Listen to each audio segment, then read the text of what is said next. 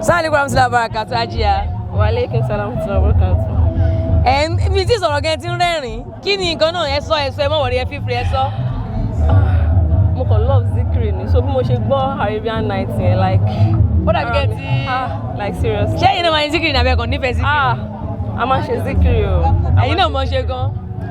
Díẹ̀ but I went into that zikri. So ṣé tó bá popiri lálẹ́ ẹ lè fún wa ní zikiri jẹ gidi ní tó bá bẹ̀rẹ̀ ń sin ẹ wò ẹ máa wash ẹ ṣáà máa wash. Kẹ́mi ṣọ̀kẹ́ fún gbogbo vibes lálẹ́ ṣé káwọn afá máa wọ̀dọ̀ yín àbíkan gbójú. Afá tó bá ti.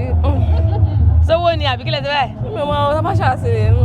Wọ́n láti lè kò sọ àlàyé ajé afá tó bá dá dọ́dọ̀ àì lójú ajé àwa àwọn fún relationship. Ẹ fún wa ní vibes lálẹ́ back to back ẹ má jókòó tó bá jókòó máa wá yín kí lọ́dọ̀tọ̀ ẹ bá mi ṣàdúrà fún ATM tó kó nǹkan báyìí jọ.